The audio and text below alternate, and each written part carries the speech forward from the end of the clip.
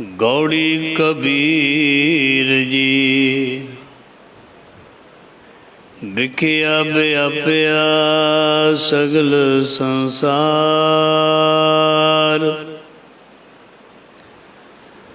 बिखिया लैन डूबी परवार।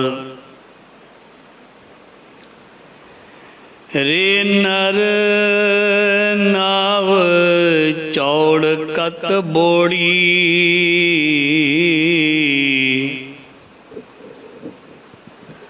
हर स्यों तोड़ बिखया संग जोड़ी। रहो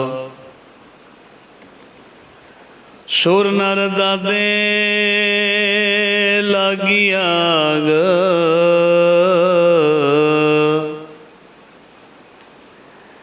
निकट नीर पस पीवस ना झाग। चेतत चेतत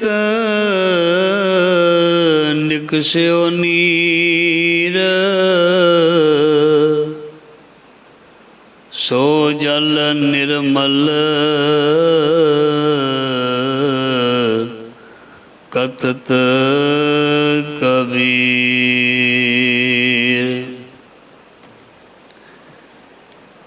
कबीर मेरी सिमरनी।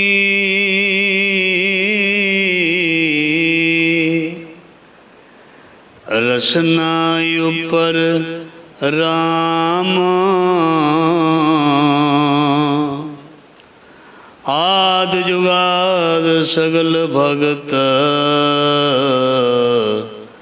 ताको सुख विश्राम।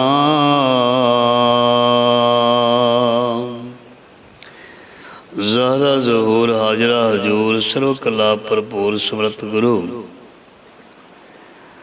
लोक परलोक दे रखियक भगत वशल ज्ञान दे सागर। गुरुआं भगतां भट्टां सिखां दी बाणी। शब्द गुरु जोत सरूप धन धन श्री गुरु ग्रंथ साहिब जी महाराज। सतगुरु जी की पावन पवित्र गोद हजूरी दे विच गुरु शब्द दे नाल जुड़ बैठी जुड़ रही साध संगत। धनता दे योग आप जी बड़ भागे हो। सतगुरु जी ने मेहर दया की है। जीवन श्वास उद्यम इशनान बख्शिया और अपनी निघी प्यारी गोद का आनंद बख्शण दे लई महाराज जी ने सानू समा दे दिता है। समा मनुख की जिंदगी दे विच बहुत कीमती है। सब तो कीमती वस्तु जिहड़ी है समा। जिस कोल जिंदगी दे विच समा नहीं है मतलब परमात्मा नूं याद करन दा समा नहीं है। सेवा करन दा समा नहीं है। सत संगत करन दा समा नहीं है। उन्होंने कहते ने भागहीन भरम चोटां खावे।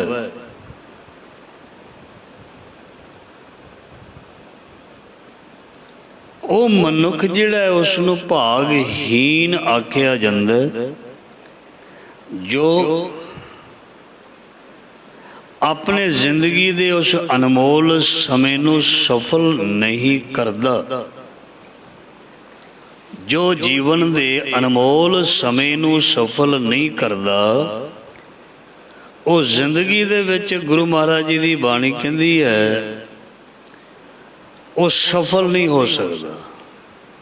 क्योंकि बाणी का फरमान है सफल मूरत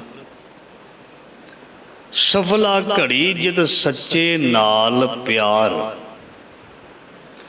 जदों तक सत्संग जी सच्चे दे नाल प्यार नहीं बनता उदों तक साडे जीवन की वो यात्रा जिहड़ी है ਜਿਸ ਨੂੰ ਕਹਿ ਦਿੰਦੇ ਹਾਂ ਜੀਵਨ ਯਾਤਰਾ, ਉਹ ਸਫਲ ਨਹੀਂ ਹੁੰਦੀ। ਸੋ ਜੀਵਨ ਦੀ ਯਾਤਰਾ ਸਫਲ ਹੋ ਜਾਏ, ਇਸ ਲਈ ਸਮੇਂ ਨੂੰ ਸਫਲ ਕਰਨਾ ਪਏਗਾ, ਸਮੇਂ ਨੂੰ ਸਫਲ ਕਰਨਾ ਜ਼ਰੂਰੀ ਹੈ। ਸੋ ਗੁਰੂ ਸਾਹਿਬ ਨੇ ਸਾਡੇ 'ਤੇ ਦਇਆ ਕੀਤੀ ਹੈ, ਮਿਹਰ ਕੀਤੀ ਹੈ। ਸਮੇਂ ਨੂੰ ਅਸੀਂ ਸਫਲ ਕਰ ਰਹੇ ਹਾਂ ਜਾਂ ਕਰਦੇ ਹਾਂ, ਜਾਂ ਜਿਨ੍ਹਾਂ ਨੇ ਨਹੀਂ ਕੀਤਾ ਉਹਨਾਂ ਨੂੰ ਸਮੇਂ ਨੂੰ ਸਫਲ ਕਰਨਾ ਚਾਹੀਦਾ,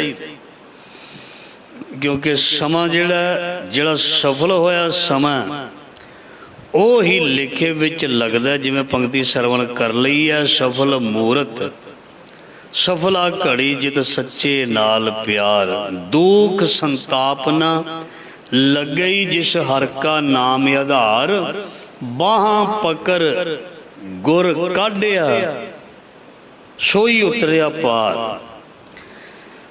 ਸੋ ਇਸ ਸੰਸਾਰ ਨੂੰ ਸਾਗਰ ਤੇ ਮਾਇਆ ਦੀ ਦਲਦਲ ਆਖਿਆ। ਜੇ ਕੋਈ ਇਸ ਵਿੱਚੋਂ ਆਪਣੇ ਯਤਨ ਨਾਲ ਨਿਕਲਣ ਦਾ ਯਤਨ ਕਰੇ, ਕੋਸ਼ਿਸ਼ ਕਰੇ, ਆਪਣੀ ਬੁੱਧੀ ਦਿਮਾਗ ਦੇ ਨਾਲੋਂ ਹੋਰ ਅੰਦਰ ਧੱਸਦਾ ਜਾਂਦਾ ਹੈ, ਕਿਉਂਕਿ ਸੰਸਾਰ ਸਾਗਰ ਦੇ ਵਿੱਚੋਂ ਪਾਰ ਹੋਣ ਦਾ ਮਨੁੱਖ ਦੇ ਕੋਲ ਕੋਈ ਢੰਗ ਨਹੀਂ ਹੈ। ਜੋ ਮਨੁੱਖ ਦੇ ਸਾਧਨ ਹਨ ਜੋ ਬਣਾਏ ਹੋਏ ਨੇ, ਉਹ ਵਕਤੀ ਤੌਰ 'ਤੇ ਹਨ, ਟੈਂਪਰੇਰੀ ਹਨ, ਉਹ ਕੁਝ ਸਮੇਂ ਦੇ ਲਈ ਹਨ ਸਾਧਨ। ਪਰ ਜਿਹੜਾ ਮਨੁੱਖ ਦਾ ਪਾਰ ਉਤਾਰ ਹੈ ਜਾਂ ਮੁਕਤੀ ਦਾ ਮਾਰਗ ਹੈ, ਇਹ ਸਾਧਨ ਜਿਹੜਾ ਗੁਰੂ ਰਾਹੀਂ ਪ੍ਰਾਪਤ ਹੁੰਦਾ, ਇਹ ਸਭ ਨੂੰ ਇਸ ਬਾਰੇ ਗਿਆਨ ਨਹੀਂ। ਚਾਹੇ ਕੋਈ ਕਿੱਡਾ ਵੱਡਾ ਬੰਦਾ ਇਸ ਸੰਸਾਰ ਦੇ ਵਿੱਚ ਕਿਉਂ ਨਾ ਬਣ ਕੇ ਬੈਠਾ ਹੋਵੇ, ਚਾਹੇ ਕੋਈ ਰਾਜਾ ਤੱਕ ਵੀ ਕਿਉਂ ਨਾ ਹੋਵੇ, ਕਿਉਂਕਿ ਦਰਬ ਸੰਚ ਰਾਜੇ ਮੋਏ, ਗੱਡ ਲੈ ਕੰਚਨ ਭਾਰੀ। ਭਗਤ ਕਬੀਰ ਜੀ ਕਹਿੰਦੇ ਇੱਥੇ ਵੱਡੇ ਵੱਡੇ ਰਾਜੇ ਕੇਵਲ ਸੰਸਾਰੀ ਪਦਾਰਥ ਹੀ ਇਕੱਠੇ ਕਰਦੇ ਰਹੇ, ਉਹਨਾਂ ਨੂੰ ਪਤਾ ਨਹੀਂ ਲੱਗਿਆ ਵੀ ਸਮੇਂ ਨੂੰ ਵੀ ਸਫਲ ਕਰਨਾ ਸੀ। ਸੋ ਇਸ ਲਈ ਜਿਸ ਨੂੰ ਜ਼ਿੰਦਗੀ ਦੇ ਵਿੱਚ ਸੰਗਤ ਮਿਲਦੀ ਹੈ, ਬਾਣੀ ਮਿਲਦੀ ਹੈ, ਸਤਸੰਗ ਮਿਲਦਾ ਹੈ, ਸੋ ਜਾਂ ਇੰਝ ਕਹਿ ਲਈਏ ਜਿਸ ਦਾ ਜੀਵਨ ਧਾਰਮਿਕ ਹੁੰਦਾ, ਉਸ ਦੇ ਜੀਵਨ ਦੇ ਵਿੱਚ ਸਫਲਤਾ ਮਿਲਦੀ ਹੈ ਅਤੇ ਉਹਦਾ ਸਮਾਂ ਵੀ ਸਫਲ ਗਿਣਿਆ ਜਾਂਦਾ। ਸੋ ਗੁਰੂ ਸਾਹਿਬ ਜੀ ਮਿਹਰ ਕਰਨ, ਦਇਆ ਕਰਨ, ਸਾਡੀ ਜ਼ਿੰਦਗੀ ਦਾ ਜਿਹੜਾ ਇਹ ਕੀਮਤੀ ਸਮਾਂ ਹੈ, ਇਹ ਲੇਖੇ ਵਿੱਚ ਲੱਗੇ ਔਰ ਸਾਡਾ ਇੱਥੇ ਆਇਆ ਸਫਲ ਹੋ ਜਾਏ। ਸੋ ਸਫਲ ਕਰਨ ਦੇ ਲਈ ਜਿਵੇਂ ਪਹਿਲਾਂ ਬੇਨਤੀ ਕੀਤੀ ਹੈ, ਸਤਸੰਗ, ਚੰਗੀ ਸੋਚ, ਚੰਗੇ ਵਿਚਾਰ, ਚੰਗਾ ਬਿਹੇਵੀਅਰ, ਚੰਗਾ ਮਿਲਾਪ, ਚੰਗੇ ਸੰਸਕਾਰ ਜਾਂ ਚੰਗੀ ਸੰਗਤ ਦੀ ਜ਼ਰੂਰਤ ਪੈਂਦੀ ਹੈ। ਸੋ ਗੁਰੂ ਸਾਹਿਬ ਜੀ ਮਿਹਰ ਕਰਨ। ਆਓ ਭਗਤ ਕਬੀਰ ਜੀ ਦਾ ਬੜਾ ਹੀ ਪਿਆਰਾ ਸ਼ਬਦ ਜੋ ਅਸੀਂ ਪੰਕਤੀਆਂ ਸਰਵਣ ਕੀਤੀਆਂ ਹਨ, ਆਰੰਭ ਕਰਦੇ ਹਾਂ। ਭਗਤ ਕਬੀਰ ਜੀ ਫਰਮਾਨ ਕਰਦੇ ਹਨ ਆਪਣੀ ਬਾਣੀ ਦੇ ਵਿੱਚ, ਗੌੜੀ ਕਬੀਰ ਜੀ, ਵਿਖਿਆ ਵਿਆਪਿਆ ਸਗਲ ਸੰਸਾਰ, ਵਿਖਿਆ ਲੈ ਡੂਬੀ ਪਰਵਾਰ। ਵਿਖਿਆ ਦਾ ਮਤਲਬ ਵੈਸੇ ਜ਼ਹਿਰ ਹੁੰਦਾ, ਇੱਥੇ ਵਿਖਿਆ ਦਾ ਮਤਲਬ ਹੈ ਮਾਇਆ। ਵਿਖਿਆ ਵਿਆਪਿਆ ਸਗਲ ਸੰਸਾਰ, ਮਹਾਰਾਜ ਜੀ ਫਰਮਾਨ ਕਰਦੇ ਨੇ ਸਾਰਾ ਹੀ ਸੰਸਾਰ ਮਾਇਆ ਦੇ ਪ੍ਰਭਾਵ ਹੇਠ ਲੱਗਾ ਹੋਇਆ ਜਾਂ ਪ੍ਰਭਾਵ ਹੇਠ ਹੈ।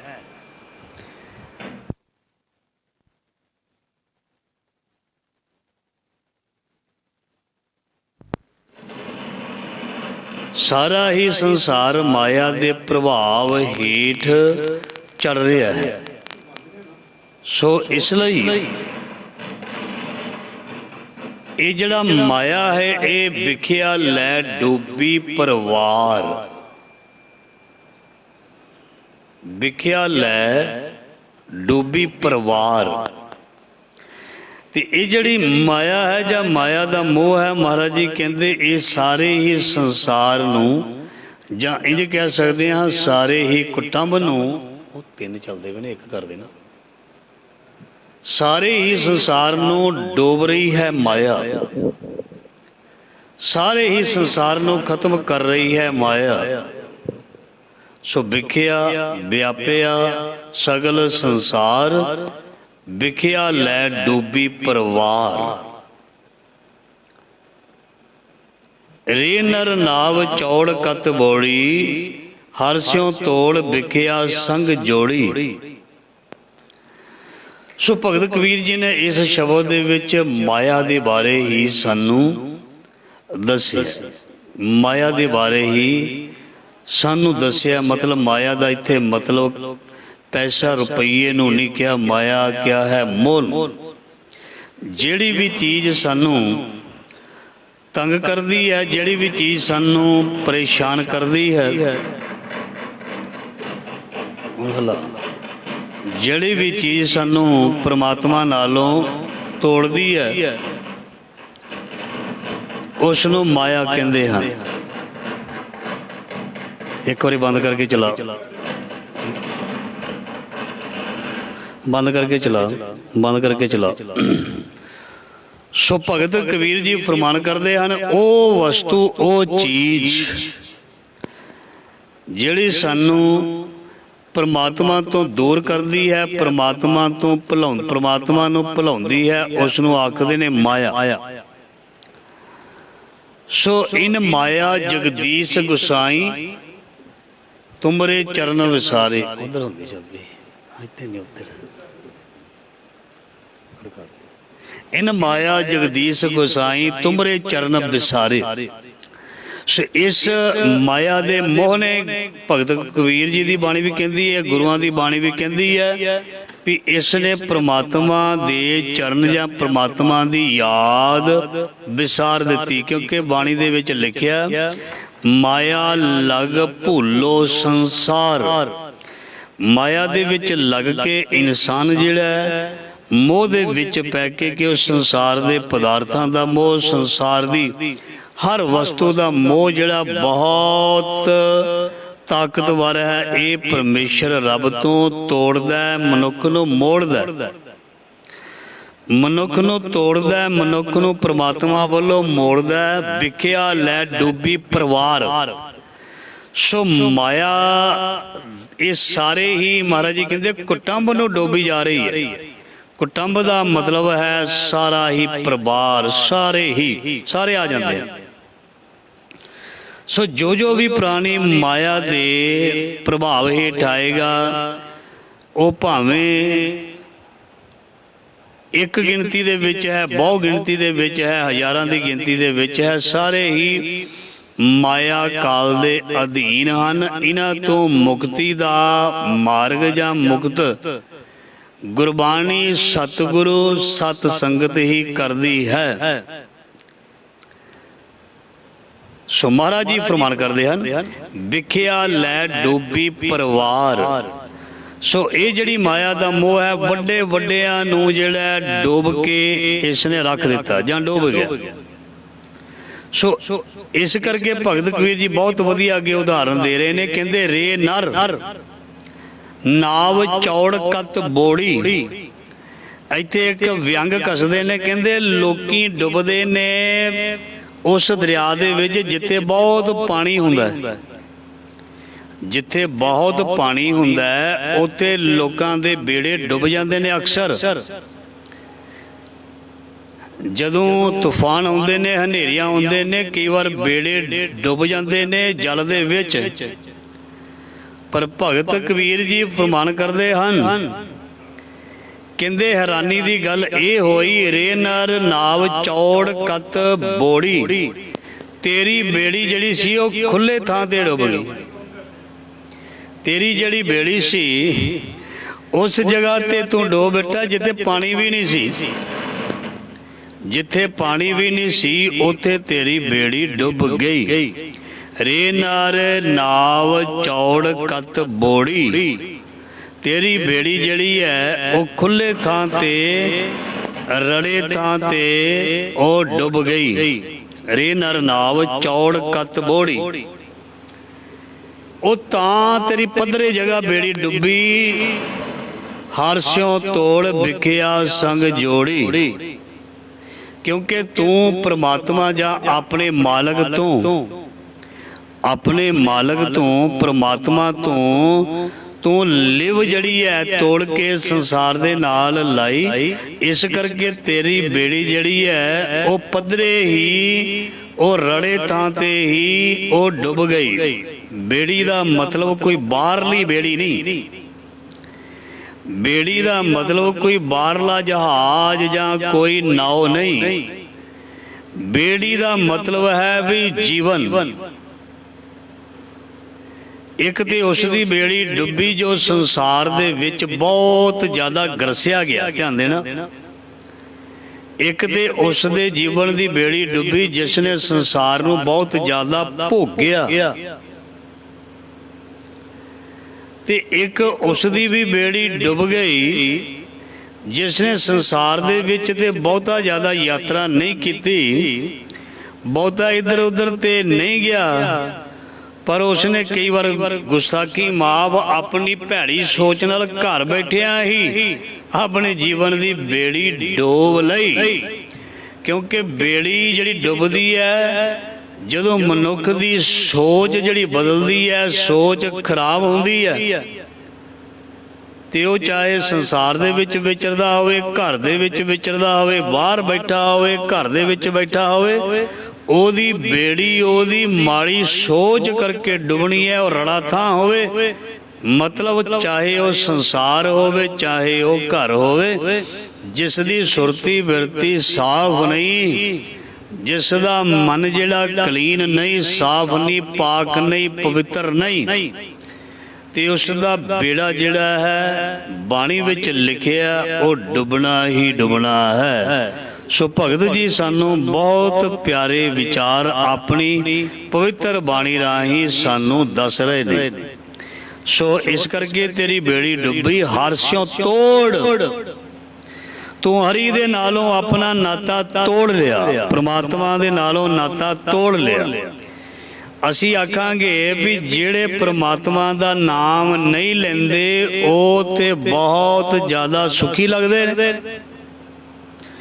ਉਹ ਤੇ ਬਹੁਤ ਜ਼ਿਆਦਾ ਅਮੀਰ ਲੱਗਦੇ ਨੇ, ਬੜਾ ਕੁਝ ਲੱਗਦਾ ਵੀ ਉਹਨਾਂ ਕੋਲ ਦੁਨੀਆ ਦੀ ਹਰ ਚੀਜ਼ ਹੈ, ਪਰ ਨਹੀਂ। ਦੁਨੀਆ ਦੇ ਪਦਾਰਥ ਆ ਜਾਣੇ, ਦੁਨੀਆ ਦਾ ਧਨ ਆ ਜਾਣਾ, ਦੁਨੀਆ ਦੇ ਵਿੱਚ ਵੱਡੇ ਅਹੁਦੇ ਆ ਜਾਣੇ, ਦੁਨੀਆ ਦੇ ਵਿੱਚ ਸਭ ਕੁਝ ਹੀ ਮਿਲ ਜਾਣਾ, ਇਹਦੇ ਨਾਲ ਪਰਮਾਤਮਾ ਦੀ ਖੁਸ਼ੀ ਨਹੀਂ ਮਿਲਦੀ।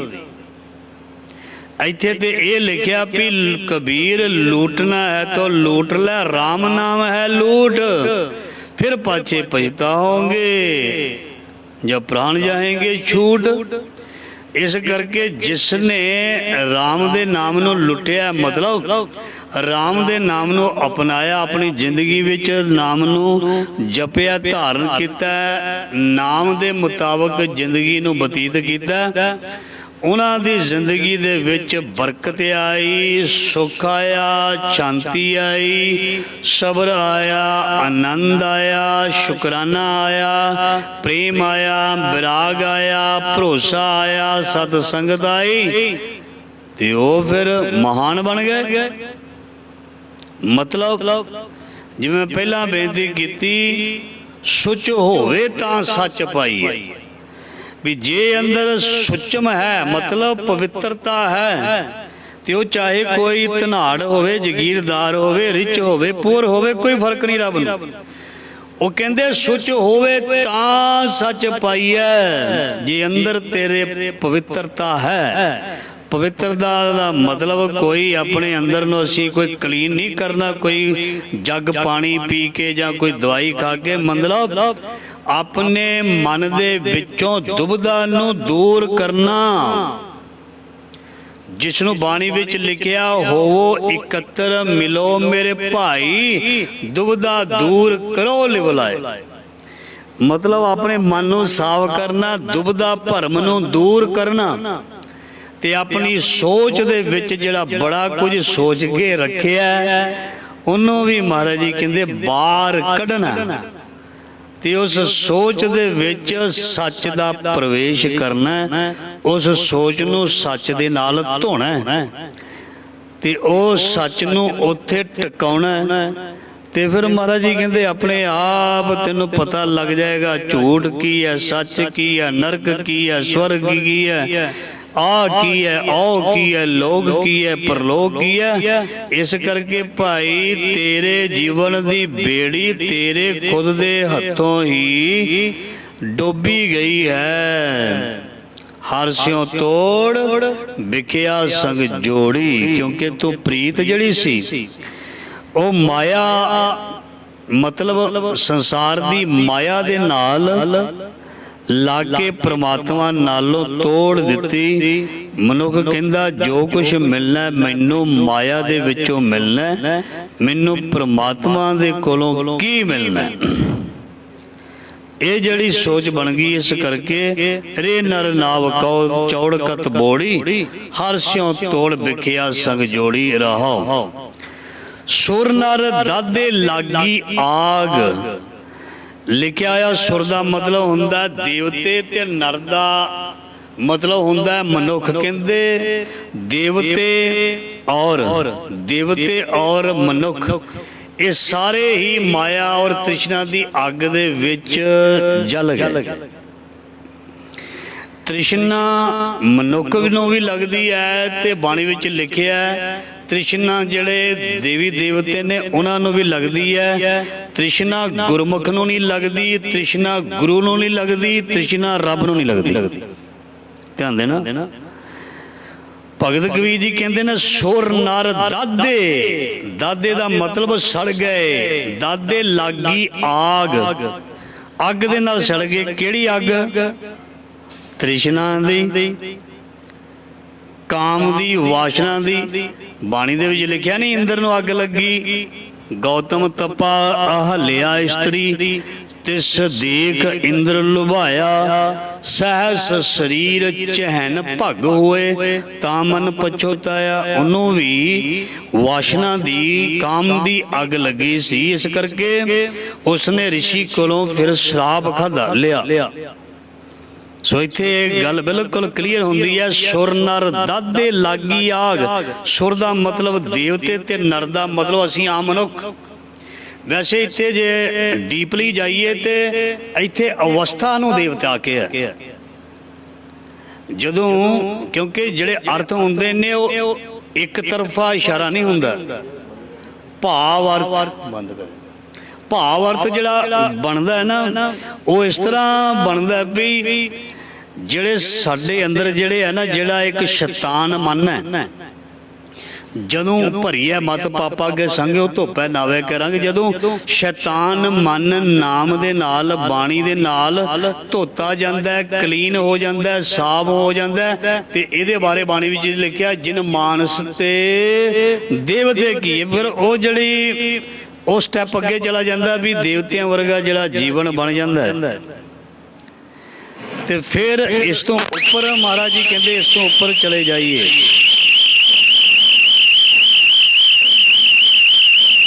ਫਿਰ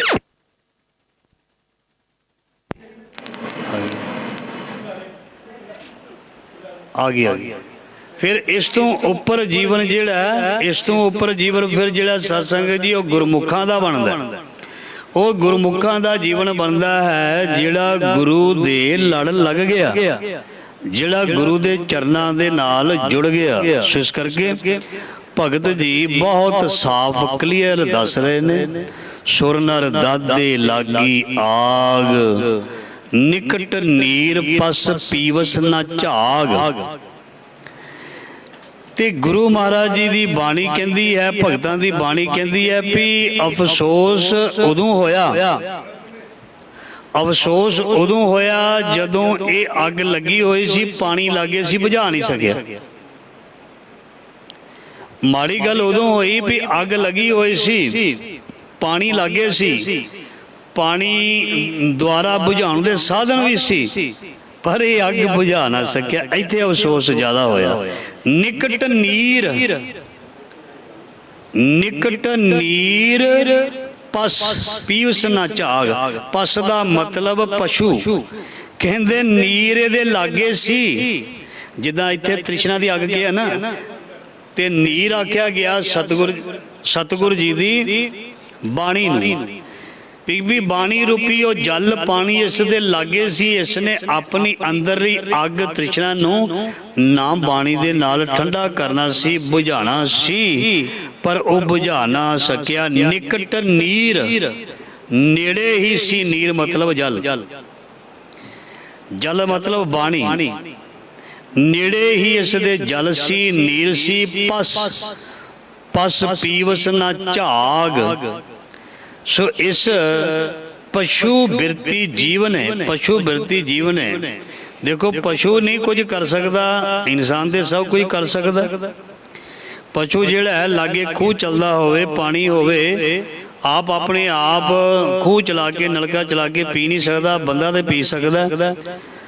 ਤੇ ਜੇ ਹੁਣ ਮਨੁੱਖ ਹੋ ਕੇ ਵੀ ਇਸ ਨੇ ਤ੍ਰਿਸ਼ਨਾ ਦੀ ਜਲ ਰਹੀ ਅੱਗ ਨੂੰ ਉਸ ਨਾਮ ਰੂਪੀ ਜਲ ਨਾਲ ਬੁਝਾਇਆ ਨਾ, ਫਿਰ ਭਗਤ ਕਬੀਰ ਜੀ ਕਹਿੰਦੇ ਨਿਕਟ ਨੀਰ ਪਸ ਪੀਵਸ ਨਾ ਝਾਗ। ਝਾਗ ਦਾ ਮਤਲਬ ਵੀ ਉਦਮ ਨਹੀਂ ਕੀਤਾ, ਇਸ ਨੇ ਹਿੰਮਤ ਨਹੀਂ ਮਾਰੀ ਵੀ ਉਸ ਅੱਗ ਨੂੰ ਇਸ ਨਾਮ ਬਾਣੀ ਰੂਪੀ ਜਲ ਨਾਲ ਬੁਝਾ ਦਿੰਦਾ ਜਾਂ ਤ੍ਰਿਪਤ ਕਰ ਦਿੰਦਾ। ਇੱਥੇ ਅਫਸੋਸ ਹੋਇਆ। ਚੇਤਤ ਚੇਤਤ ਨਿਕਸਿਓ ਨੀਰ। ਕਹਿੰਦੇ ਵੀ ਯਾਦ ਕਰਦਿਆਂ ਕਰਦਿਆਂ ਕਰਦਿਆਂ ਕਰਦਿਆਂ ਚੇਤਨਾ ਹੈ ਤੋ ਚੇਤ ਲੈ ਨਿਸ ਦਿਨ ਮਹਿ ਪ੍ਰਾਣੀ। ਛਿਨ ਛਿਨ ਔਦ ਬਿਹਾਤ ਹੈ ਫੁੱਟੈ ਘਟ ਜਿਉ ਪਾਣੀ। ਚੇਤਤ ਚੇਤਤ ਨਿਕਸਿਓ ਨੀਰ। ਨੀਰ ਦਾ ਮਤਲਬ ਫਿਰ ਇੱਥੇ ਵੈਸੇ ਪਾਣੀ ਪਹਿਲਾਂ ਕਰਦੇ ਹਾਂ, ਸ਼ਬਦ ਅਰਥ ਦੇ ਭਾਵ ਅਰਥ ਦਾ ਵੀ ਅੰਦਰੋਂ ਜਿਹੜਾ ਹੈ ਨਾਮ ਦਾ ਫੁਹਾਰਾ, ਨਾਮ ਦੀ ਬਰਕਤ ਜਿਹੜੀ ਉਹ ਪੈਦਾ ਹੋ ਗਈ। ਚੇਤਤ ਚੇਤਤ, ਜਦੋਂ ਚੇਤੇ ਕੀਤਾ, ਜਦੋਂ ਕਿਸੇ ਨੂੰ ਚੇਤੇ ਕੀਤਾ ਤੇ ਉਹਦੇ ਕੋਲ ਨੈਚੁਰਲੀ ਕੁਦਰਤੀ ਸੁਨੇਹਾ ਵੀ ਪਹੁੰਚ ਜਾਂਦਾ ਜਿਸ ਨੂੰ ਚੇਤੇ ਕੀਤਾ ਜਾਏ। ਰੱਬ ਨੂੰ ਚੇਤੇ ਕਰੋ ਤੇ ਕਹਿੰਦੇ ਰੱਬ ਮਿਲ ਪੈਂਦਾ। ਜੇ ਸੰਸਾਰ ਦੇ ਕਿਸੇ ਮਨੁੱਖ ਨੂੰ ਵੀ ਤੁਸੀਂ ਅੰਦਰੋਂ ਯਾਦ ਕਰੋ ਨਾ, ਦੇਖਣਾ ਚਾਹੇ ਸਾਇੰਸ ਮੁਤਾਬਕ ਕਿਧਰੋਂ ਪੜ੍ਹ ਲੈਣਾ, ਕਿਸੇ ਨੂੰ ਦਿਲੋਂ ਅੰਦਰੋਂ ਭਰ ਕੇ ਪ੍ਰੇਮ ਨਾਲ ਯਾਦ ਕੀਤਾ ਜਾਏ, ਕਈ ਵਾਰ ਉਹਦਾ ਸੁਨੇਹਾ ਇੱਕਦਮ ਆ ਜਾਂਦਾ, ਅੰਦਰਲੀ ਆਵਾਜ਼ ਪਹੁੰਚਦੀ ਹੈ। ਅਸੀਂ ਵੀ ਤੇ ਸਾਰੇ ਰੂਹਾਂ ਰੱਬ ਦੀਆਂ ਹੀ ਅੰਸ਼ਾਂ। ਔਰ ਕਈ ਵਾਰ ਇਸ ਤਰ੍ਹਾਂ ਹੁੰਦਾ ਜਿਹੜਾ ਦਿਲੋਂ ਕਿਸੇ ਨੂੰ ਬਹੁਤ ਯਾਦ ਕਰਦਾ ਉਹਦਾ ਸੁਨੇਹਾ ਬੜੀ ਛੇਤੀ ਆਉਂਦਾ, ਜਾਂ ਕਈ ਵਾਰ ਉਹ ਇਨਸਾਨ ਬੜੀ ਛੇਤੀ ਮਿਲ ਪੈਂਦਾ। ਤੇ ਭਗਤ ਕਬੀਰ ਜੀ ਕਹਿੰਦੇ ਇਸੇ ਤਰ੍ਹਾਂ ਚੇਤਤ ਚੇਤਤ ਨਿਕਸਿਓ ਨੀਰ। ਜਦੋਂ ਪਰਮਾਤਮਾ ਨੂੰ ਕੋਈ ਚੇਤੇ ਕਰਦਾ ਜਾਏਗਾ, ਚੇਤੇ ਕਰਦਾ ਜਾਏਗਾ, ਅੰਦਰੋਂ ਨਾਮ ਬਾਣੀ ਜਿਹੜੀ ਹੈ ਪ੍ਰਗਟ ਹੋਣ ਲੱਗ ਜਾਏਗੀ। ਬਾਣੀ ਰਾਹੀਂ ਹੀ ਸਤਿਗੁਰੂ ਜੀ ਆਉਣਗੇ। ਧਿਆਨ ਦੇਣਾ, ਗੁਰੂ ਕਿਸ ਤਰੀਕੇ ਨਾਲ ਆਉਣਾ? ਬਾਣੀ ਗੁਰੂ, ਗੁਰੂ ਹੈ ਬਾਣੀ ਵਿੱਚ, ਬਾਣੀ ਅੰਮ੍ਰਿਤ ਸਾਰੇ। ਜਦੋਂ ਅਸੀਂ ਸ਼ਬਦ ਨੂੰ ਧਿਆਨ ਨਾਲ ਸੁਣਨਾ, ਜਦੋਂ ਅਸੀਂ ਸ਼ਬਦ ਨੂੰ ਧਿਆਨ ਨਾਲ ਪੜ੍ਹਨਾ, ਸਾਡੇ ਸ਼ਬਦ ਨੇ ਜਿਹੜੇ ਸਾਨੂੰ ਭਾਵ ਅਰਥ ਦੇਣੇ ਨੇ, ਜਿਹੜਾ ਸਾਨੂੰ ਇੱਕ ਬਹੁਤ ਵਧੀਆ ਮੈਸੇਜ ਤੇ ਵਿਚਾਰ ਦੇਣਾ, ਉਹਦੇ ਰਾਹੀਂ ਗੁਰੂ ਸਾਡੇ ਅੰਦਰ ਵਸੇਗਾ। ਜਿਵੇਂ ਅਸੀਂ ਕਹਿੰਦੇ ਆ ਨਾ ਵੀ ਲਹਿਣੇ ਵਿੱਚ ਜੋਤ ਧਰੀ। ਜੋਤ ਦਾ ਮਤਲਬ ਕੋਈ ਦੀਵਾ ਜਗਾ ਕੇ ਕਿਧਰੇ ਕੋਈ ਵਿੱਚ ਨਹੀਂ ਰੱਖਿਆ, ਬਾਹਰਲਾ ਦੀਵਾ। ਉਹ ਦੀਵਾ ਜਲਦਾ। ਭਗਤ ਰਵਿਦਾਸ ਜੀ ਕਹਿੰਦੇ ਬਿਨਾਂ ਬਾਤੀ ਤੋਂ, ਬਿਨਾਂ ਤੇਲ ਤੋਂ ਉਸ ਦੀਵੇ ਦੀ ਗੱਲ ਕੀਤੀ ਹੈ। ਨਾਮ ਤੇਰੋ ਦੀਵਾ, ਇਸ ਨੂੰ ਜੋਤ ਕਹਿੰਦੇ ਨੇ। ਹੋਰ ਕੋਈ ਬਾਹਰਲੀ ਜਾਂ ਲਾਈਟ ਦੀ ਕਲਪਨਾ ਨਾ ਕੋਈ ਕਰੇ ਵੀ ਉਹ ਜੋਤ ਜਿਹੜੀ ਆ ਲਾਈਟ, ਇਸ ਲਾਈਟ ਦੇ ਰੂਪ ਨਾਮ ਜਿਹੜਾ ਗਿਆਨ ਹੈ, ਸੋਝੀ ਹੈ, ਇਹਨੂੰ ਹੀ ਲਾਈਟ ਕਹਿੰਦੇ ਨੇ, ਇਹਨੂੰ ਪ੍ਰਕਾਸ਼ ਕਹਿੰਦੇ ਨੇ, ਇਹਨੂੰ ਜੋਤ ਕਹਿੰਦੇ ਨੇ। ਮਤਲਬ ਸੱਚ ਤੇ ਝੂਠ, ਸੱਤ ਔਰ ਅਸੱਤ ਦੀ ਪਹਿਚਾਨ ਕਰਵਾ ਦੇਣੀ, ਔਰ ਅੰਦਰ ਜਿਹੜਾ ਨਾਮ ਦੀ ਬਰਕਤ ਨੂੰ ਪੈਦਾ ਕਰ ਦੇਣਾ, ਜਗਾ ਦੇਣਾ, ਇਹਨੂੰ ਹੀ ਜੋਤ ਕਹਿੰਦੇ ਨੇ। ਜਾਂ ਸੱਚ ਨੂੰ ਅੰਦਰੋਂ ਪ੍ਰਗਟ ਕਰ ਦੇਣਾ, ਜਾਂ ਇੰਜ ਵੀ ਕਹਿ ਦੇ ਸਕਦੇ ਹਾਂ ਵੀ ਗਿਆਨ ਮਿਲ ਜਾਣਾ। ਗਿਆਨ ਮਿਲ ਜਾਣਾ ਮਤਲਬ ਜੋਤ ਹੈ। ਤੇ ਸਾਡੇ ਗੁਰੂਆਂ ਨੇ ਅੱਗੇ ਗਿਆਨ ਹੀ ਦਿੱਤਾ ਹੈ, ਗਿਆਨ ਜੋਤ ਹੈ। ਗਿਆਨ ਜਨ ਗੁਰ ਦੀਆ, ਮਤਲਬ ਗਿਆਨ ਨੂੰ ਜੋਤ ਕਹਿੰਦੇ ਨੇ। ਜਿਸ ਦੇ ਅੰਦਰ ਗਿਆਨ ਹੈ, ਇਹਦਾ ਮਤਲਬ ਉਹਦੇ ਅੰਦਰ ਜੋਤ ਜਗਦੀ। ਜਾਂ ਇੰਜ ਵੀ ਕਹਿ ਸਕਦੇ ਹਾਂ ਜਿਹੜਾ ਬੰਦਾ ਹਰ ਵੇਲੇ ਅਲਰਟ ਹੈ, ਬੁਰੇ ਚੰਗੀ ਚੀਜ਼ ਤੋਂ ਪੂਰਾ ਵਾਕਿਫ ਹੈ ਤੇ ਹਰ ਚੀਜ਼ ਬੜੀ ਸੋਚ ਸਮਝ ਕੇ ਕਰਦਾ ਹੈ, ਗਿਆਨ ਨਾਲ ਕਰਦਾ ਹੈ, ਗੁਰਮਤਿ ਅਨੁਸਾਰ ਕਰਦਾ ਹੈ, ਉਹ ਸਮਝ ਲੈ ਉਹਦੇ ਅੰਦਰ ਜੋਤ ਪ੍ਰਗਟ ਹੋਈ ਪਈ ਹੈ ਜਾਂ ਹੋ ਰਹੀ ਹੈ, ਜਾਂ ਜਿਹੜਾ ਪੋਜ਼ਿਟਿਵ ਹੋ ਜਾਂਦਾ ਹੈ ਉਹਦੇ ਅੰਦਰ ਜੋਤ ਜਿਹੜੀ ਹੈ ਚੱਲ ਰਹੀ ਹੈ, ਪ੍ਰਗਟ ਹੋਈ ਹੈ। ਤੇ ਉਹ ਜੋਤ ਜਿਹੜੀ ਜੋਤ ਕੀ ਕਰਦੀ ਹੈ ਵੀ ਲਾਈਟ ਜਿਹੜੀ ਰਸਤਾ ਦਿਖਾਉਂਦੀ ਹੈ ਨਾ, ਲਾਈਟ ਜੋਤ ਮਤਲਬ ਰਾਹ ਦੱਸੇਗੀ, ਹਨੇਰੇ ਨੂੰ ਦੂਰ ਕਰੇਗੀ। ਤੇ ਜਦੋਂ ਗੁਰੂ ਜੀ ਗਿਆਨ ਦਾ ਬਲਬ ਜਗਾਉਂਦੇ ਨੇ, ਪ੍ਰਕਾਸ਼ ਦਿੰਦੇ ਨੇ ਤੇ ਅਗਿਆਨਤਾ ਦਾ ਹਨੇਰਾ ਦੂਰ ਹੁੰਦਾ ਤੇ ਇਹਨੂੰ ਕਹਿ ਸਕਦੇ ਹਾਂ ਵੀ ਉਹਦੇ ਵਿੱਚ ਜੋਤ ਹੈ। ਬਾਣੀ ਵਿੱਚ ਜਿਵੇਂ ਗੁਰੂ ਨਾਨਕ ਪਾਤਸ਼ਾਹ ਨੇ ਆਖਿਆ, ਸਭ ਮੈਂ ਜੋਤ ਜੋਤ ਹੈ ਸੋਏ, ਤਿਸ ਦੇ ਚਾਨਣ ਸਭ ਮੈਂ ਚੰਨ ਹੋਏ। ਮਤਲਬ ਮਾਲਕ ਰੱਬ ਈਸ਼ਵਰ ਅੱਲਾ ਭਗਵਾਨ ਹਰ ਇੱਕ ਦੇ ਅੰਦਰ ਮਤਲਬ ਗਿਆਨ ਦੇ ਰੂਪ ਦੇ ਵਿੱਚ ਬੈਠਾ ਹੋਇਆ, ਉਸ ਜੋਤ ਦੇ ਰੂਪ ਵਿੱਚ ਬੈਠਾ ਹੋਇਆ। ਇਸ ਕਰਕੇ ਉਸ ਜੋਤ ਨੂੰ ਸ਼ਬਦ ਰਾਹੀਂ ਹੀ ਪ੍ਰਗਟ ਕੀਤਾ ਜਾ ਸਕਦਾ। ਸੋ ਚੇਤਤ ਚੇਤਤ ਨਿਕਸਿਓ ਨੀਰ, ਨੀਰ ਦਾ ਮਤਲਬ ਇੱਥੇ ਬਾਣੀ, ਉਹ ਬਾਣੀ ਜਿਹੜੀ ਹੈ ਪ੍ਰਗਟ ਹੋਣ ਲੱਗ ਪਵੇਗੀ। ਮਤਲਬ ਬਾਣੀ ਵਾਲਾ ਜੀਵਨ, ਗੁਰਮਤਿ ਵਾਲਾ ਜੀਵਨ ਉਸ ਮਨੁੱਖ ਦਾ ਹੋ ਜਾਏਗਾ ਜਿਸ ਦੇ ਅੰਦਰ ਜੋਤ ਪ੍ਰਗਟ ਹੋਈ ਹੈ। ਜਿਹੜਾ ਮਨ ਮਤ ਅਨੁਸਾਰ ਜੀਵਨ ਬਤੀਤ ਕਰੇਗਾ, ਮਨ ਮਰਜ਼ੀ ਅਨੁਸਾਰ ਖਾਏਗਾ, ਮਨ ਮਰਜ਼ੀ ਅਨੁਸਾਰ ਪੀਏਗਾ, ਮਨ ਮਰਜ਼ੀ ਅਨੁਸਾਰ ਹਰ ਗੱਲ ਕਰੇਗਾ, ਤੇ ਮਹਾਰਾਜ ਜੀ ਕਹਿੰਦੇ ਉਹਦੇ ਅੰਦਰ ਕੋਈ ਜੋਤ ਪ੍ਰਗਟ ਨਹੀਂ ਹੋਈ। ਹੋ ਸਕਦਾ ਇਸ ਜਨਮ ਵਿੱਚ ਨਾ ਹੋਵੇ, ਹੋ ਸਕਦਾ ਅਗਲੇ ਜਨਮਾਂ ਤੱਕ ਵੀ ਨਾ ਹੋਵੇ, ਤੇ ਜਦੋਂ ਤੱਕ ਉਹ ਪ੍ਰਗਟ ਨਹੀਂ ਹੁੰਦੀ ਉਦੋਂ ਤੱਕ ਰਾਹ ਨਹੀਂ ਲੱਜਣਾ, ਮਤਲਬ ਨਹੀਂ ਲੱਭਣਾ। ਇਸ ਕਰਕੇ ਸੋ ਜਲ ਨਿਰਮਲ ਕਥਤ ਕਬੀਰ, ਆਖਰੀ ਪੰਕਤੀ। ਸੋ ਭਗਤ ਕਬੀਰ ਜੀ ਕਹਿੰਦੇ ਅਸੀਂ ਇਹ ਗੱਲ ਕਲੀਅਰ ਕਰਦੇ ਹਾਂ, ਇਹ ਗੱਲ ਜਿਹੜੀ ਹੈ ਸਾਫ਼ ਹੈ। ਸੋ ਜਲ ਨਿਰਮਲ ਕਥਤ, ਕਥਤ ਮਤਲਬ ਭਗਤ ਕਬੀਰ ਜੀ ਆਖਦੇ ਹਨ ਉਹ ਜਿਹੜਾ ਨਾਮ ਰੂਪੀ ਜਲ ਹੈ ਨਾ, ਉਹ ਬਹੁਤ ਹੀ ਪਵਿੱਤਰ। ਸੋ ਜਲ ਨਿਰਮਲ ਕਥਤ ਕਬੀਰ, ਮਹਾਰਾਜ ਜੀ ਕਹਿੰਦੇ ਰਾਮ ਦਾ ਨਾਮ ਰੂਪੀ ਜਲ ਬਹੁਤ ਸ਼ੀਤਲ ਹੈ, ਠੰਡ ਪਾ ਦਿੰਦਾ, ਠੰਡ। ਬਰਸੈ ਮੇਘ ਸਕੀ ਘਰ ਪਹੁੰਚ ਆਏ, ਵਰਸੋ ਵਰਸੋ ਕਿਰਪਾ ਧਾਰ। ਸੋ ਜਦੋਂ ਪ੍ਰਮਾਤਮਾ ਦੇ ਨਾਮ ਦਾ ਮੇਘ ਮੀਂਹ ਉਹ ਵੀ ਨੀਰ ਦੇ ਰੂਪ ਦੇ ਵਿੱਚ ਵਰਸਦਾ, ਜਦੋਂ ਪੈਂਦਾ, ਸੋ ਭਗਤ ਜੀ ਕਹਿੰਦੇ ਇਹ ਪਵਿੱਤਰ ਕਰ ਦਿੰਦਾ, ਸਾਫ਼ ਕਰ ਦਿੰਦਾ, ਦੁਬਦਾ ਅਗਿਆਨਤਾ ਸਾਰੀਆਂ ਚੀਜ਼ਾਂ ਨੂੰ ਬਾਹਰ ਕੱਢ ਦਿੰਦਾ। ਸੋ ਇਸ ਲੜੀਵਾਰ ਸ਼ਬਦ ਦੀ ਵਿਚਾਰ ਭਗਤ ਕਬੀਰ ਜੀ ਦੀ ਬਾਣੀ ਚੱਲ ਰਹੀ ਹੈ। ਮਹਾਰਾਜ ਜੀ ਨੇ ਬੜੀ ਕਿਰਪਾ ਕਰਕੇ ਇਹ ਸੇਵਾ ਲਈ ਹੈ। ਸੋ ਇਹਦਾ ਭਾਵ ਅਰਥ ਸਾਡੇ ਹਿਰਦੇ ਵਿੱਚ ਵਸੇ। ਸੋ ਕੱਲ ਦਾ ਬਹੁਤ ਹੀ ਕਮਾਲ ਦਾ ਸ਼ਬਦ ਹੈ ਭਗਤ ਕਬੀਰ ਜੀ ਦਾ, ਜੈ ਕੁਲ ਪੂਤ ਨ ਗਿਆਨ ਵਿਚਾਰੀ, ਵਿਧਵਾ ਕਛ ਨ ਭਈ ਮਹਿਤਾਰੀ। ਓਹੋ ਕਿਆ ਬਾਤ ਹੈ, ਕਿੰਨੀ ਵੱਡੀ ਗੱਲ ਕਹਿ ਦਿੱਤੀ ਹੈ ਵੀ ਜਿਸ ਦੀ ਕੁਲ ਦੇ ਵਿੱਚ ਭਗਤ ਨਹੀਂ ਜੰਮਿਆ।